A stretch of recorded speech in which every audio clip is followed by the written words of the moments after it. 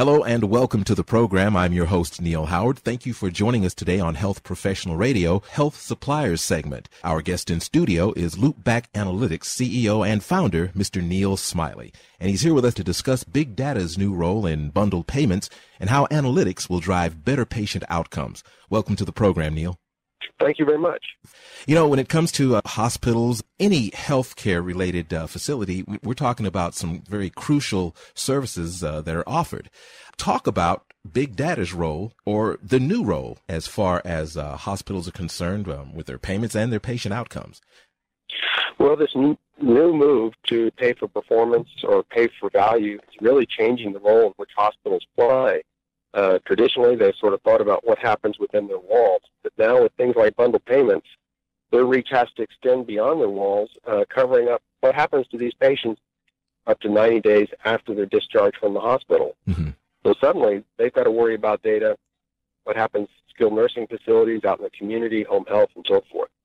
And there's a lot more data to be leveraged than they've traditionally been looking at.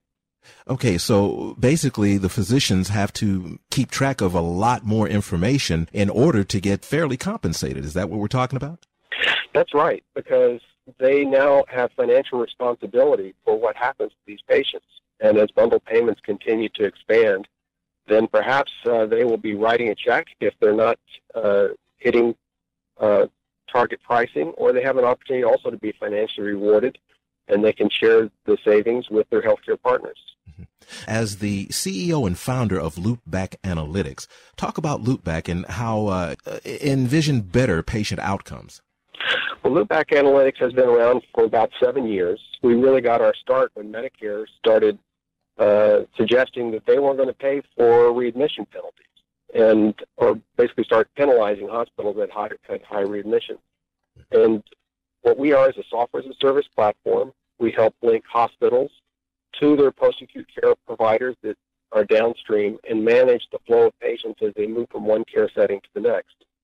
And oftentimes we use the data that comes not only from hospitals but also their downstream partners to proactively identify patients that are at high risk and then match them to interventions and measure how well those interventions are working. So bundle payments for us is certainly expected, but it's still very new for many of our customers. You know, a readmission rate speaks directly to the success of the caregiver on an individual basis in this whole scenario. Do you find that maybe some institutions might balk at providing some of this information or providing it in the detail that's going to be required? So this is a great question because traditionally, there's a lot of concern about patient privacy. There's proprietary concerns. Many of these groups, they compete with one another and with certain patient populations, even as they need to be collaborative and cooperative with others. And so there's a lot of work that goes into these data sharing agreements to make sure that all of these stakeholders are adequately protected. And this is one of the areas where Loopback plays a role. We can step in as a data custodian and as an intermediary make sure that the right patient data is shared and data that shouldn't be shared is not. Most hospitals, about more than 80% of them, are already utilizing bundled payments. Do you see Loopback as someone that can get those hospitals that aren't already on board, get on board and complete their compliance? Well, what's happening is that health systems around the country are at various stages of adapting to this new evolution. Some hospitals are still at that point where they're saying, well, who should our downstream partners be? Given that now we necessarily are cooperative business partners. In other situations, they've moved beyond that point. They've identified their partners, and now they say, well, how can we exchange data in more of a real-time fashion so that we can track these patients that we now share and ensure that we're providing the best possible care? And then I think the third step is once you've got both the right network defined and you're sharing data as you should, how do you continuously drive improvement? By learning, by creating this feedback loop as you intervene with patients, find ways to make that most productive. So we're finding that folks exist all along that continuum at various stages. Talk about how Loopback educates their clients who may find this a bit overwhelming, at least in its initial stages.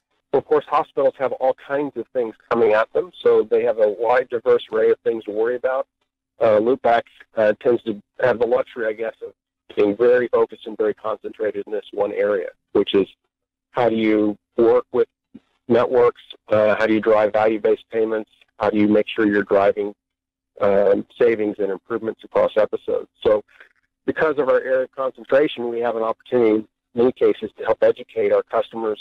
One way in which we're doing that, in fact, just this week we published a press release where we're leveraging data that's out there, difficult to access, and providing tools to the marketplace to help them, for example, look at the quality of the post-acute care networks that they have within their geographies.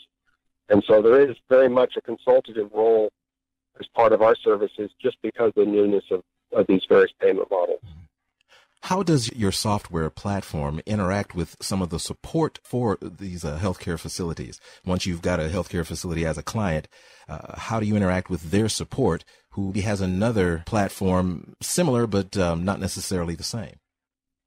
So we very much are platform independent. By that I mean there's a wide array of electronic health records that exist, both within hospitals as well as within post-acute care providers. And we integrate with those. So we don't displace the existing EHRs that they use to sort of run their bread and butter operations. But what we do is we throw a net over that and link these disparate data sets together so that they can manage patients across the care continuum. And that often means that Loopback is kind of a glueware, if you will, that's knitting together these disparate systems.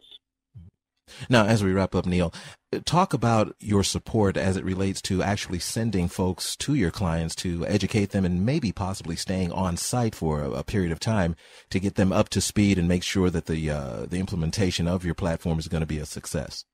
Well, as a software as a service platform, we're actually fairly light touch. So usually there's not heavy demands of the IT folks that are there. We're leveraging interfaces that often have been built for other purposes. And so it's not unusual within literally a day or two. We can often get the basic information we need to get started. The biggest challenge is sort of working through the legal arrangements just to make sure that everyone is comfortable that once the data flows, that they're going to be safeguarded properly. And that usually takes a bit longer. But the technology part does not typically require for us even to go on site. Right. It can be done remotely. Clear up some of the misconceptions that may surround your platform that maybe play a factor in some hospitals being a bit reluctant. So I think there's a lot of different piece parts around. There's, for example, health information exchanges. We necessarily have some of the building blocks that make us look like a HIE, Health Information Exchange. But what we do is different in that we're really a population health management platform where health information exchanges tend to be more built around exchanging data around the individual patient.